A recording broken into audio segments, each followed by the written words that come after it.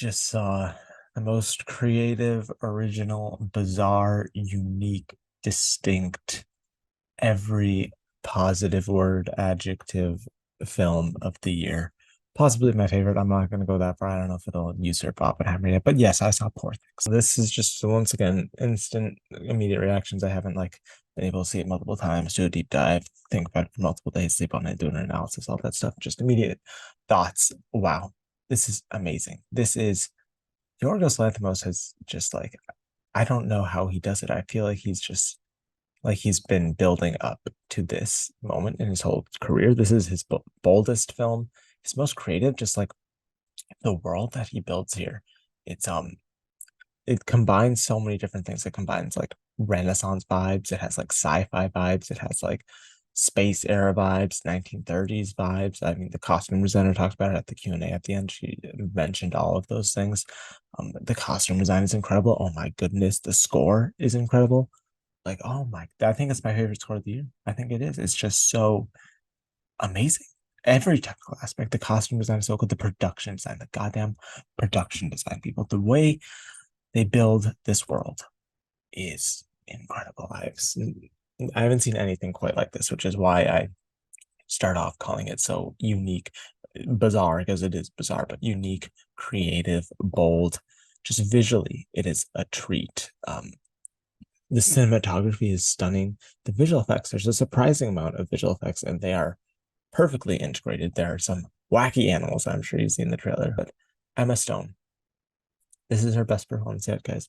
The buzz is true. The buzz, all of the positive things you have heard about this film, believe it. Believe the hype is all I'll say. Because everything I'm gonna say has probably already been said. Because this isn't like a worldwide premiere. That lots of people who I'm sure all of you already follow have already given thoughts that I very much so agree with. But yeah, this is Emma Stone's best performance of her career. She is. It's such a bold performance. She goes through everything. She has a whole journey here. She starts pretty much with an infant brain, but then she discovers the world and herself and all the good things and bad things that come with that. It's like I've seen mentioned in reviews before. I'm sure you've heard it as well. Like Barbie, but like much darker and like more fucked up and bizarre. Um, and more realistic too, even though it's a little more sci-fi. I think honestly, maybe a little more gritty at least in terms of all that. Lots of sex, a ton of nudity and sex. I was surprised by how much there was. None of it gratuitous. I have no issue with that. I know not lots of people There's a movement of people in the film space who feel like sex is unnecessary in films. Not the case here. It very much serves the character, the story. Just a warning. I know that triggers some people. I know there are some people who have to shove their husbands' faces into their shoulder during sex scenes in Oppenheimer. So they wouldn't like this film, is all I'll say.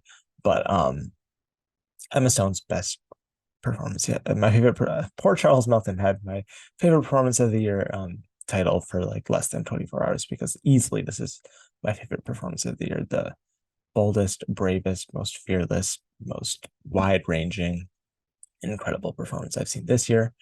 The only recent thing I can compare it to is maybe Kate Blanchett and Tar, but I'd say this is definitely a bolder performance than that at least. Yeah, I just don't see awards wise how anyone can top this performance, at least personally for me. It's just so fucking good. She's one of our best actresses working.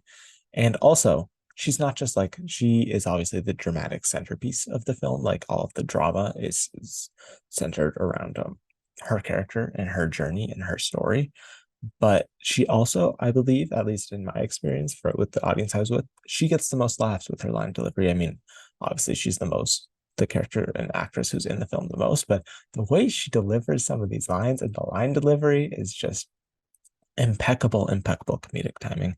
The other person who came close probably to the best laugh per minute comedic timing here is Mark Ruffalo, who is he is a fucking terrible dude in this movie, but he is hilarious. He is so funny. It's very much his performance is very wacky, out there, intense, over the top, insecure masculinity vibe, which makes it pretty much it's very similar, honestly. I was surprised with how similar it was to Ryan Gosling's Ken performance, with how over the top and crazy and and insecure masculinity. It is honestly, if I were to judge between the two of them, I like Ruffalo's. I like the film a little more as well, so that helps. But I do think I liked Ruffalo's take on that whole persona a little more. He's a great addition to this film. You're gonna hate him, but he will provide so many laughs. And there's a great supporting cast as well. Obviously, Willem Dafoe was in this movie more than I thought, and much more of a sincere and heartfelt performance than I expected from at least just the visuals, seeing him like with how fucked up he is, visual, like scarring makeup wise. Surprisingly kind of like the heart of the film. Um, I won't say anything else. Rami Youssef is funny. Doesn't he's out of the whole cast the most straight man-esque in terms of comedy. So but he does have some standout lines. You'd think you'd charge more for that. And such. Lots of great character actors who are in here. The only one person who stood out for me as like just kind of off wavelength wise was Gerard Carmichael. His character, yeah, the writing in his character is a little blatant as well, but I think that's intentional. So I don't think that really bothered me because I mean he's kind of Emma Stone's her the way her character is exposed to more of the reality of the world and a lot of political stuff. He just very blatantly says very like political, obvious statements that kind of threw me off. And his character's vibe was just very different compared to everyone else. I would need a rewatch to completely understand how I feel about his character. Um, but he was the only thing that stood out to me as like not on the same wavelength as everyone else. Uh, that's really it. Performance standout wise, I do think Emma Stone and I mean, Emma Stone, period, is the standout performance wise of the film. She carries the whole fucking thing. I have a hard time seeing like any performance topping her this year. Like her and Cillian Murphy, Charles Melton are easily my favorites so far this year. I'm sure maybe Sandra Hüller will get there, but I think Emma Stone, I don't know, guys. I don't know. It's just incredible, incredible stuff. Before I get into award stuff, anything else? I mean, the direction, obviously, I'm complimenting every aspect of the film, which comes under the direction. Yeah, Yorgos is just next level insane with for this, but in like the best way. And it's so creative as everything I said at the top, so bold. I think probably his best film yet. Yeah, every technical aspect, production, the production design, Jesus is so good. The costume design, the cinematography, the score, the sound design, the editing. Oh, there are some amazing comedic jump cuts in this film where I won't even spoil them, but like you see something happening and then just jump cuts forward in time, and it's just like incredible comedic effect in the editing as well. That's every technical aspect. Visual effects, it deserves to be nominated in every category that it can be at the Oscars, if I'm being honest. Um, Literally, that's not even an exaggeration. Every category that it is eligible for, it should be nominated in. And I honestly, giving my award, transitioning that into my awards prospects thoughts, I think this will be a nomination leader. Picture, director, actress, supporting actor times two. I do think Defoe, having seen it, I mean, he doesn't have to get in. If one of them does get in, it's obviously Ruffalo. He is the showier, more funny performance. I think screen time wise, he does. He has more screen time. Um, but Defoe is kind of like the heart of the film and very important to Emma Stone's character and her journey. So I think it's very likely that if there's a double nominee in supporting actor, which is where the double supporting nomination usually happens, it's most likely going to be this. Maybe Oppenheimer, but it'll probably be this. I mean, he's caked in makeup too. He also has like some emotional moments about his own backstory as well that I honestly wish we maybe got a little more of. But yeah, obviously picture, director, actor, supporting actor times two, maybe screenplay. And then all of the technical categories, so cinematography, costume design, production design, score, editing, makeup and hairstyling, sound. Am I missing anything? Visual effects. I think it'll definitely be nominated in visual effects. Literally, pretty much everything is eligible for. I think it will probably be nominated for. Can it win? I don't know if it can win Best Picture. I can't think of a movie that has won Best Picture that has had this much sex in it, as much as I don't want that to hold it back. There's a good amount of it in there. And I do know that will probably turn off some of the Humpty Dumptys at the Academy. Um, but I think it might be a little too much to win Best Picture. It doesn't have quite like a crowd pleasy vibe to it. Which even movies that are weird, like Everything Everywhere, still has a crowd pleasy, happy like vibe to it for a lot of it. This doesn't quite have that. It has moments, but it's weirder than Everything Everywhere, if I'm being honest. And it's less. I think Everything Everywhere had a little more. It wasn't conventional, but a more typical narrative structure and pacing to it compared to this film. Um, yeah, I think it may. I don't think this. I think this is a top contender. I don't think it will win picture. Probably it could. It's like a top three contender. I just personally wouldn't say that right now. I think director is Christopher Nolan. Yorgos will definitely be nominated, but I don't see anyone taking it from Nolan. Um, it could win adapted screenplay for Tony McNamara, who was able to be there because the strike just ended. Um, I could see that potentially as a win. And then other wins, I think Emma Stone can win. I was talking with other people, Sam and Trevor, who had doubts about her being able to win.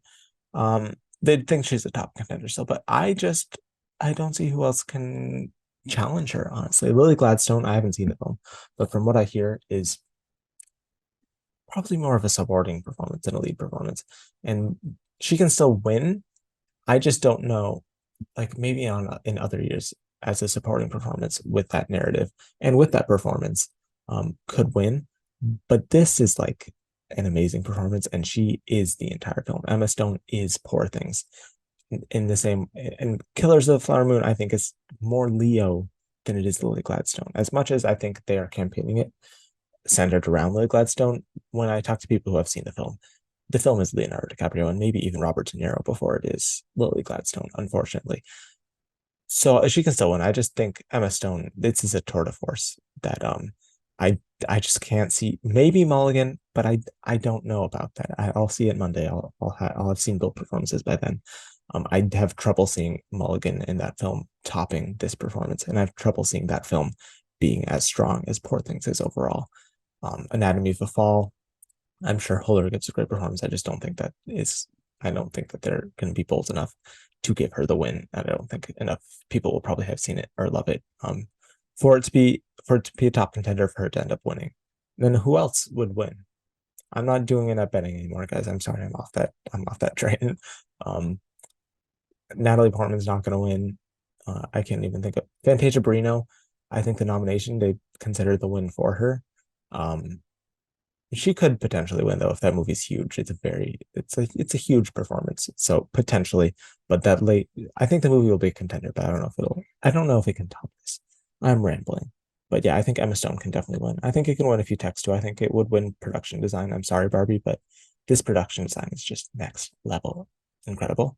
I love it more than the Barbie production design. It's just so many different weird, odd things like mushed together that you'd think would look weird, and it does look weird, but also looks amazing, is how I describe it. It's just like, who thought of this and how did you execute it so perfectly, is what I would say.